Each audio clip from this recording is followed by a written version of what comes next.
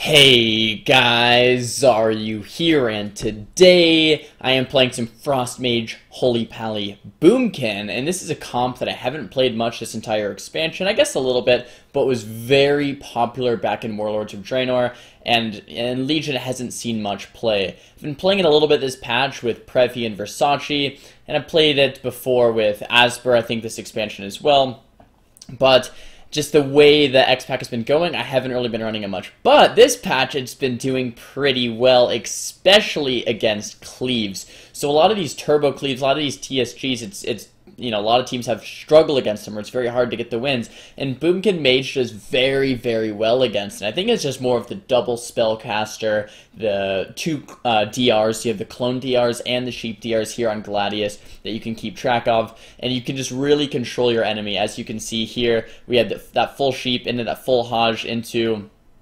or the full sheep into the clones into the Hajj into another full sheep. So this monk just hasn't even moved this entire match into the half sheep. So we're just controlling them so much they can't really do too much this entire game. They're just trying to run to survive. We get that half bash afterwards, throw the orb down onto the shaman, and he goes down. So here in this match, it's just a constant control of the warrior, the shaman, and the mistweaver with slows, roots, sheeps, clones, and stuns, silences. And but this is really the strength of Boomkin Mage. And in this video, I want to go over the strengths of Boomkin Mage, maybe the weaknesses a little bit, because Boomkin Mage kind of suffers a little bit against Warlock Shaman. It does very well against TSG, it does very well against Turbo.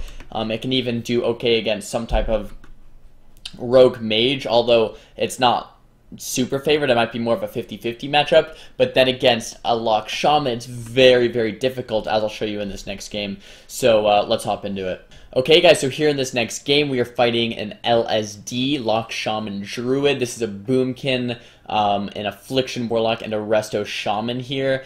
And this game, we do pretty well in it, but I just want to show you like how much more difficult it is compared to a Cleave, where we can really just control them, take control of the game and just go for our kill. Pretty basic. We can finish the game in a minute or two, and there's not much the enemy team can do. Whereas when we fight something like this, it's very difficult. Here we notice the shaman is orc, and the shaman is relentless. So we really wanted to go on to the shaman, maybe get some type of 100-0 setup on him. I did Icy Veins and Orb. He does get that wall off, though, off that Hajj into that Bell of Silence. He gets to about 50% HP, but gets the Earth Shield on him. Once he gets that Earth Shield on him, guys, I really want to stress this. Earth Shield got buffed this patch a little bit. It does so much healing and damage reduction that it's really not worth hitting into Earth Shield, I would say, like, 90% of the time. Like, 90% of the time that Shaman has Earth Shield, just get off of him, swap to another target, maybe CC him, maybe bait the Earth Shield on another target, then swap back once he has no Earth Shield. But it's not very good to just sit on a target with Earth Shield the entire match. You know, and there's always exceptions. Sometimes in a matchup, you'll be like, all right, we're just going to go Warlock here, and it depends what comp you're playing. But look at this, guys. We're all about 50% HP, you know, a little bit over that. And we're really just rotting. So we're playing back, waiting for the Paladin melee wings to come back up, and then we're going to push back in with his melee wings. And that strategy defensively is really the only reason we're surviving here. If we just stayed in and pushed, we would eventually die. Whereas we're playing back, waiting for the melee wings, pushing in, the melee wings will top us back off, and then we can stay offensive for about 30 seconds, and now that the melee wings are in, look at our positioning. We're kind of pushing in, playing more aggressive.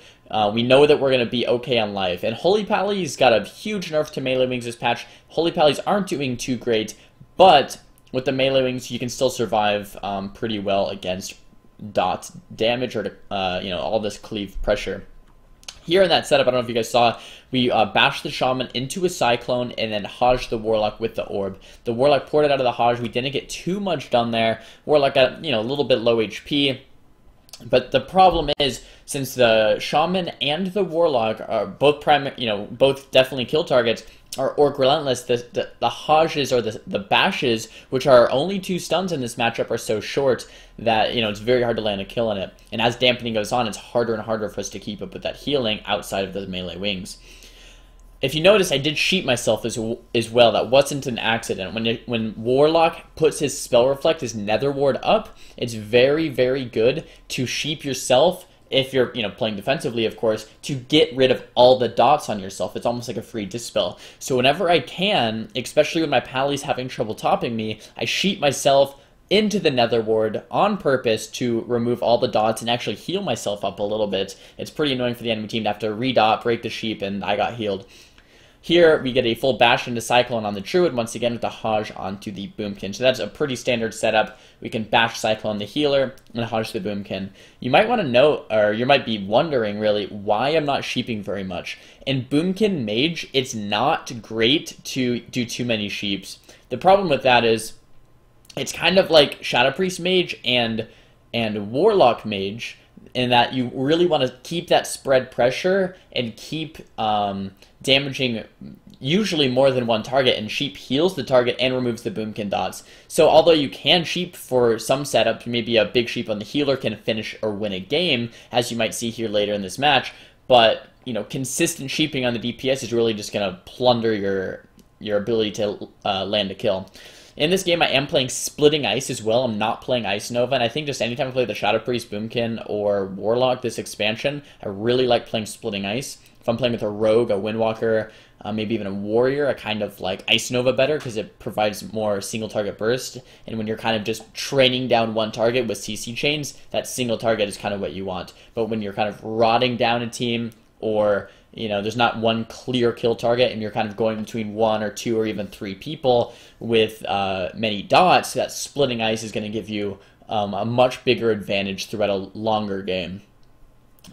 Sitting back on the pillar, guys, waiting for Pally melee wings, 20 seconds on them still, getting pretty low, actually being pretty ballsy here, holding my ice block to get to about 20% life. My Paladin does have a nice call to hold that block. I run with him, still staying at the pillar for the time being. My Pally's running out there a little bit. He has wings pretty soon. Shifter, that Boomkin's getting quite low. I do have 2 blocks available still. My Paladin's melee wings just came up, and as you can see, he uses it on cooldown, runs in with his wings, and pops them to try to get it topped off. We do kill that lightning cap totem before it goes off and stuns our team. I'm casting frost bolts onto the enemy target, trying to get these icicles built up, unleashing all of my damage onto the warlock. The shaman gates across the map. I'm trying to do my little own thing here onto the shaman. The shaman does get that pre-earthen shield before the Hajj, which is a very, very nice earthen, which actually probably kept him alive right there. If he didn't get that, he might have just went down. Shaman getting low, Boomkin getting low, and this is where you can kind of go on 2 targets, really spread pressure them, but my Pally's melee wings have been gone for quite some time now. He has another set in about 15 seconds. Once that next melee wings comes up, we can push in once again, and it's going to be pretty decent for us. Right now, though, playing a little bit passively until we can push in once again. Full moon's coming out. With the full moon, guys, you always want to blink it, temp shield it, counterspell it, ice block it. You never actually want to just tank that full moon damage as a mage. As other classes, there's other ways to damage mitigate. I know if it was on Previ, he would either skin it or bear form it or line of sight it, whatever. But as a mage, there are ways to not really take too much damage from that. We do get a little setup here with bash onto the Boomkin. My Pally pops his melee wings. We do get skin out of the Druid. The Druid gets full cloned up there, and he trinkets. This is very important to note, guys. Druid skinned on the bash, and he trinkets the Cyclone. Guess what? Druid has no skin, no trinket for this next setup. Shaman is playing Relentless, so if we can get any type of CC onto the Shaman, maybe a counterspell or any type of CC on the Warlock, a Hajj maybe onto the Boomkin, or another bash, we can definitely kill this Boomkin pretty quick.